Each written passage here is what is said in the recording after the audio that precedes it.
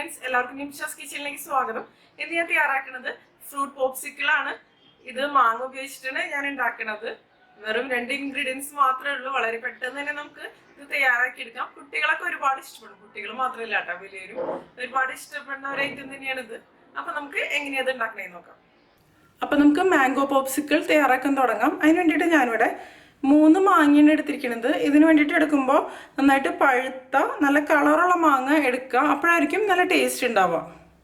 അതുപോലെ തന്നെ ഇതിന് വേണ്ടിയിട്ട് എടുക്കുമ്പോൾ അധികം നാരുകളില്ലാത്ത മാങ്ങ ഉപയോഗിക്കുക. നാരുകൾ തീരില്ലാത്ത മാങ്ങയാണ് ഏറ്റവും ബെസ്റ്റ് ഇതിന്. അല്ലാന്നുണ്ടെങ്കിൽ നമ്മൾ ഈ പൾപ്പ് പിന്നെ അരിച്ചൊക്കെ എടുക്കേണ്ടി വരും.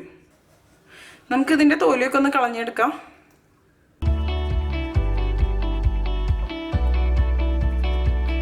നമ്മളിത് ഉണ്ടാക്കുന്നത് വെറും 2 ഇൻഗ്രീഡിയൻസ് ഉപയോഗിച്ചിട്ടാണ്. വളരെ സിമ്പിളാണ്. പ്രത്യേകിച്ച് പരിപാടി ഒന്നുമില്ല എന്ന് തന്നെ പറയാം. പക്ഷെ നല്ല ടേസ്റ്റിയാണ്. കുട്ടികൾക്കും വലിയവർക്കും ഒരുപോലെ ഇഷ്ടപ്പെടുന്ന ഒരു ഐറ്റം തന്നെയാണത്.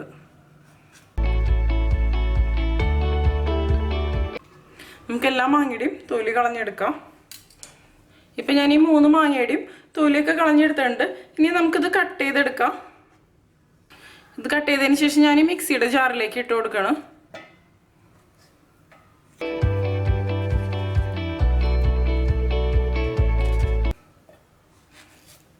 ഒരുപാട് ചെറിയ കഷ്ണങ്ങളൊന്നും ആക്കേണ്ട ആവശ്യമില്ല. നമുക്ക് അരഞ്ഞ് കിട്ടിയാൽ മതി നന്നായിട്ട് തന്നെ.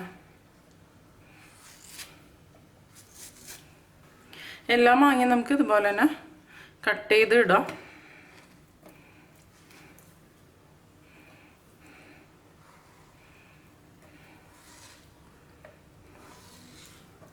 ഇപ്പം ഞാൻ 2 മാങ്ങ കട്ട് ചെയ്ത് ഇട്ടിട്ടുണ്ട്. ഇപ്പോൾ എല്ലാം കൂടി ഒരുമിച്ചിട്ട് എനിക്ക് അരച്ചെടുക്കാൻ കുറച്ച് ബുദ്ധിമുട്ടായിരിക്കും. ആദ്യം ഇത് നമുക്ക് നന്നായിട്ടൊന്ന് അടിച്ചെടുക്കാം. അതിനുശേഷം മറ്റേതും അടിച്ചെടുക്കാം. ഞാനിത് കട്ട് ചെയ്ത് വെക്കണം. ഇപ്പം ഇതും ഞാൻ കട്ട് ചെയ്ത് വെച്ചിട്ടുണ്ട്. ഇനി നമുക്കിതൊന്ന് അടിച്ചെടുക്കാം.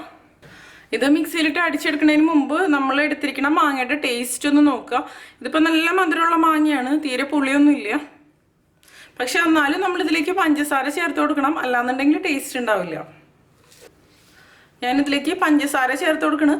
പഞ്ചസാരയ്ക്കും പ്രത്യേകിച്ച് ഒരു അളവ് പറയാൻ പറ്റില്ല. നമ്മുടെ കയ്യിലുള്ള മാങ്ങയുടെ ടേസ്റ്റിനനുസരിച്ചാണ് നമ്മളിതിലേക്ക് പഞ്ചസാര ചേർക്കേണ്ടത്. ഞാനൊരു 3 ടേബിൾ സ്പൂൺ പഞ്ചസാരയാണ് ഇതിലേക്ക് ചേർത്തിരിക്കുന്നത്. ഇനി ഇത് നന്നായിട്ട് തന്നെ അടിച്ചെടുക്കുക. അടിച്ചെടുക്കുമ്പോൾ തീരെ വെള്ളം ചേർക്കാൻ പാടില്ല. വെള്ളം ചേർക്കാതെയാണ് നമ്മളിത് അരച്ചെടുക്കേണ്ടത്. ഞാനിത് അരച്ചെടുത്ത് കൊണ്ടുവരാം. ഇതിപ്പോൾ ഞാൻ നന്നായിട്ട് തന്നെ അടിച്ചെടുത്തിട്ടുണ്ട്. നന്നായിട്ട് തന്നെ അരഞ്ഞ് കിട്ടിയിട്ടുണ്ട്. ഇനി ഇതിലേക്ക് ഞാൻ ബാക്കിയുള്ള മാങ്ങ കഷ്ണങ്ങളും കൂടി ചേർത്ത് കൊടുക്കണം. ഞാൻ ഇതിലേക്ക് ഇനി ഒരു 2 ടേബിൾ സ്പൂൺ പഞ്ചസാരയും കൂടി ചേർത്ത് കൊടുക്കണം. പഞ്ചസാരയുടെ അളവ് കുറച്ച് മുന്നിട്ട് നിൽക്കണം. അപ്പോഴാണ് നന്നായിട്ട് തണുത്ത് വരുമ്പോൾ ആവശ്യത്തിന് മധുരം ഉണ്ടാവുള്ളൂ. ഇത് ഞാനിനി അടിച്ചെടുത്തിട്ട് വരാം. ഇതിപ്പോൾ ഞാൻ നന്നായിട്ട് അടിച്ചെടുത്തിട്ടുണ്ട് ഈ ഒരു രീതിയിൽ. ഇതിപ്പോൾ എല്ലാം തന്നെ നന്നായിട്ട് അരഞ്ഞിട്ടുണ്ട്. ചെറിയ കഷ്ണങ്ങളായിട്ടൊന്നും കിടക്കില്ല എന്ന് ഉറപ്പ് വരുത്താം. ഇനി നമുക്കിതൊരു പാത്രത്തിലേക്ക് ഒഴിച്ചു കൊടുക്കാം. ടേസ്റ്റ് ചെയ്ത് നോക്കുക മധുരം ആവശ്യത്തിനുണ്ടോയെന്ന്. ഞാൻ ടേസ്റ്റ് ചെയ്ത് നോക്കിയപ്പോൾ മധുരം കുറച്ച് മുന്നിട്ട് നിൽക്കുന്നുണ്ട്. അത്യാവശ്യം നല്ല മധുരം തന്നെ വേണം. പിന്നെ ഞാനിവിടെ എടുത്തിരിക്കുന്നത് ഒരു പോപ്സിക്കിൾ മോൾഡാണ്. നമുക്ക് ഇതുപോലെ വാങ്ങിക്കാൻ കിട്ടും പോപ്സിക്കിൾ മോൾഡ്. ഈ പോപ്സിക്കിൾ മോൾഡിലേക്ക് നമുക്ക് ഈ മാങ്ങയുടെ പൾപ്പ് ഇട്ട് കൊടുക്കുക. അതിന് മുമ്പ് നന്നായിട്ടൊന്ന് മിക്സ് ചെയ്ത് കൊടുക്കുക. ഇത് ഓൾറെഡി അരഞ്ഞിട്ടുണ്ട്. എന്നാലും ഒരു ചെറിയ സ്പൂൺ ഉപയോഗിച്ച് ഇട്ട് കൊടുത്താൽ മതി.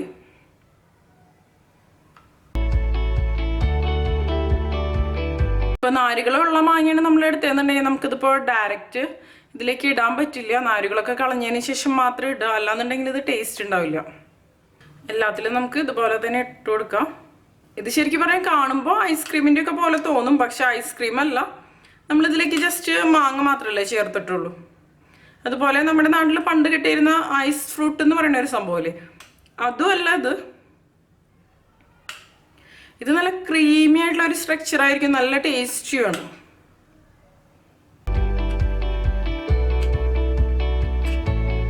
ഇനി നമുക്കിത് ഇതുപോലെ അടയ്ക്കാം. ഇത് കറക്റ്റ് സെൻറ്ററിൽ വരുന്ന രീതിയിലാണല്ലോ നമ്മൾ അടയ്ക്കുമ്പോൾ വരിക.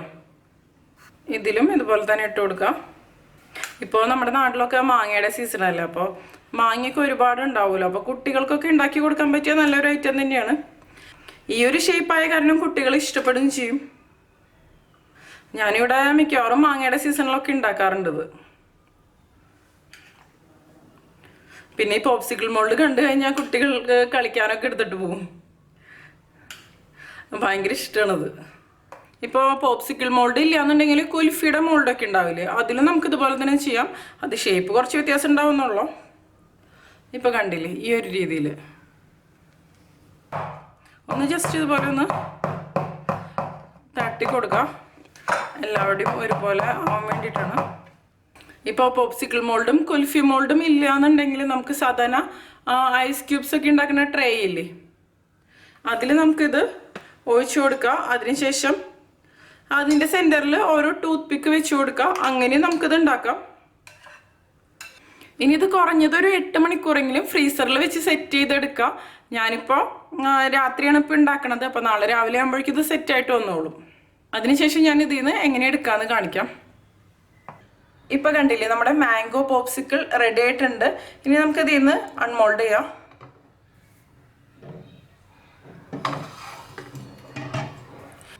അതിന് വേണ്ടിയിട്ട് ഞാനിവിടെ ഒരു പാത്രത്തിന് കുറച്ച് ചൂടുവെള്ളം എടുത്തിട്ടുണ്ട്. ചൂടുവെള്ളം എന്ന് പറയുമ്പോൾ ഒരുപാട് ചൂടുള്ള വെള്ളമല്ല, ചെറിയൊരു ചൂടുള്ള വെള്ളം.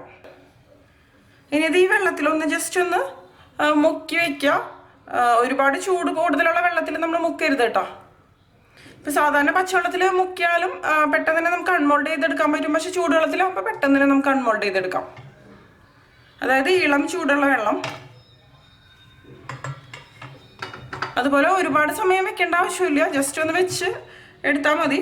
അല്ലാന്നുണ്ടെങ്കിൽ ഭയങ്കരമായിട്ട് അങ്ങോട്ട് മെൽറ്റായിട്ട് മാറും. അല്ലാന്നുണ്ടെങ്കിൽ ഇത് ടാപ്പിൻ്റെ താഴെ വെച്ചൊന്ന് വെള്ളം ഒഴിച്ച് കൊടുത്താലും മതി. ഇനി ഇതൊന്ന് എടുത്ത് നോക്കാം. എടുക്കുമ്പോൾ എപ്പോഴും ഈ ഒരു പോർഷനിൽ പിടിച്ചെടുക്കുക. ഇവിടെ പിടിച്ചെടുത്ത് കഴിഞ്ഞിട്ടുണ്ടെങ്കിൽ ചിലപ്പോൾ ഈ സ്റ്റിക്ക് അങ്ങോട്ട് പോരും, ഇത് പോരില്ല.